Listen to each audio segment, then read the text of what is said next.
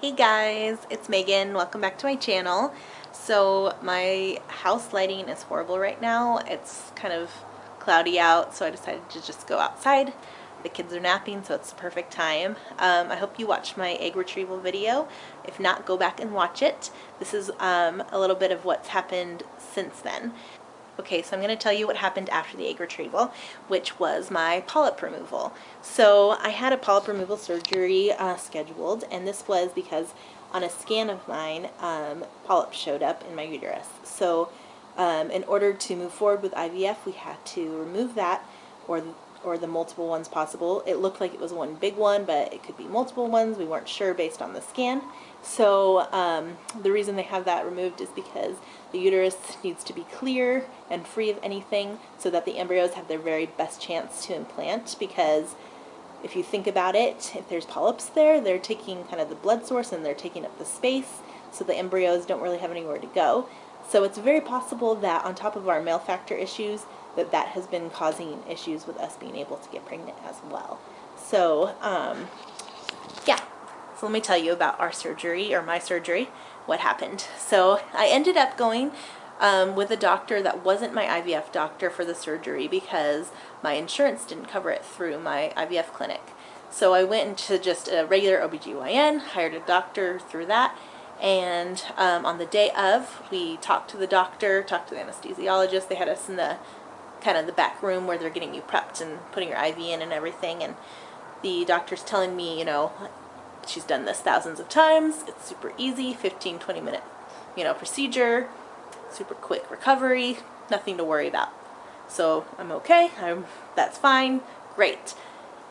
Then the anesthesiologist, as they're pushing me back, I give my husband a kiss goodbye, and the anesthesiologist gives me a little bit of medicine to just kind of relax me as they're pushing me back to the room, which was nice. I remember kind of feeling like dizzy, seeing the walls kind of moving around funny as they're pushing me into the room.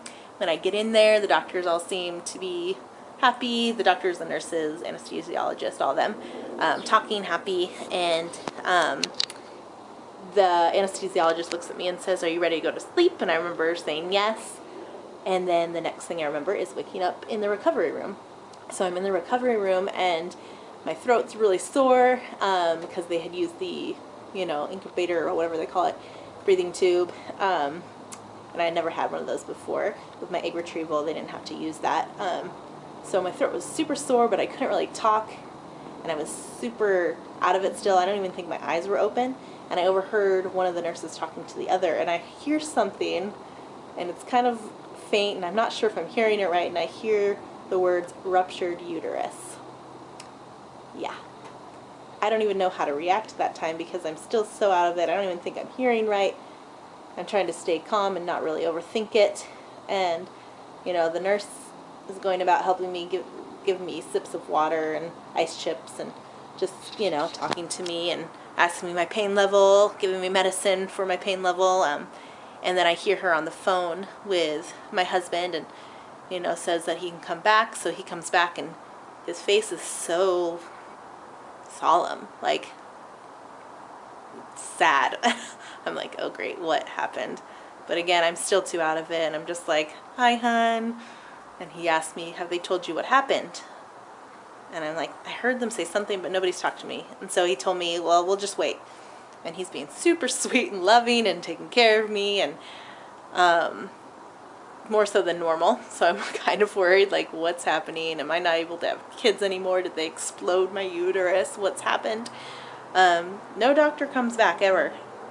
I think an hour or two possibly passed, and the nurse kept checking me and every time I go to the bathroom, she'd like go check and make sure nothing awful had happened. And I'm like, I don't really know what's happening. So yeah, sorry, my arm is like falling asleep here. So finally my husband looks at me and says, "Well, I guess since they're not coming back here, I'm just going to tell you what happened. They perforated your uterus, and they had to stop the surgery, and they weren't able to get any polyps." But then he proceeds to tell me, the perforation, it won't leave long-term damage. It's not huge, but that he was really scared when it was happening because he didn't fully understand, and that he had like been crying in the waiting room because he was confused because they said there was bleeding and it sounded way worse than it actually was. But the thing that really sucked was that with it being a perforated uterus, there's a 4 to 6 week healing process, and they didn't remove any polyps. So that meant that I had... Okay guys, sorry, my other camera died, so I'm using my phone now. Anyway, so with the perforation, I had to heal for 4 to 6 weeks, which meant that when my embryo transfer was scheduled, was when I'd actually be having to reschedule my polyp removal surgery for. So when you put 2 and 2 together, that means that my entire embryo transfer is moved an entire month back. So I was trying to be very calm about this. I seemed really calm at the hospital, even calm at home for the next 2 days. But then for like the weeks following, as I was healing, and let me just say this, like the healing process, it actually, like, I felt pretty normal, like by day 2. And I was not in that much pain at all, like just a little cramps here and there, a little bit of spotting for maybe 2 weeks, but the spotting was very minimal and not a big deal. But emotionally, I literally kind of started to begin to feel depressed and angry, just frustrated, because when I did the research, it literally is a 1% chance during this type of surgery that this would happen. So I'm just wondering, what did the doctor do? She claims she's never had an incident before, you know, and she didn't even come back and talk to me.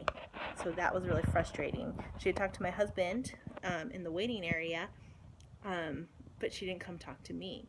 And I had a scheduled appointment to, like, a follow-up appointment, so I went to that, and, you know, she was nice, but she didn't apologize.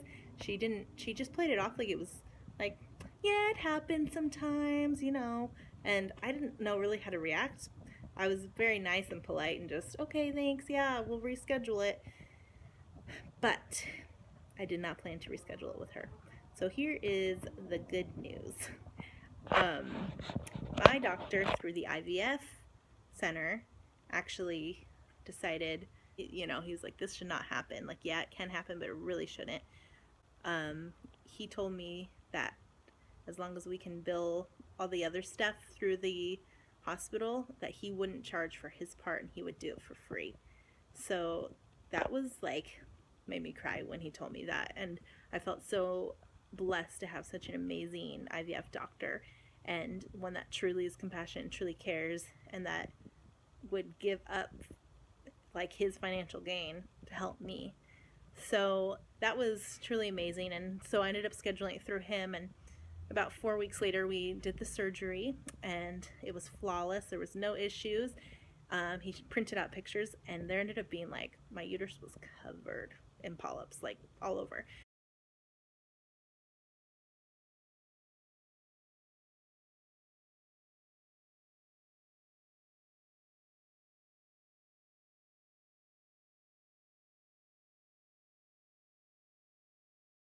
So he cleared it out, cleaned it out. The recovery process, again, was super easy, way easier than the egg retrieval. There was just a little bit of, you know, constipation. That was kind of the worst side effect, and that kind of is from anesthesia. Anesthesia? Yeah. I think more than anything. So, and then maybe some of the, like, pain meds they give you right after cause that effect. So anyways, besides that, everything was good. So we had to wait to find out when my new my embryo transfer would be, and that, you guys, is scheduled for December 12th. So originally, my very original was supposed to be end of October. Then it got moved to beginning of November, if you remember, and then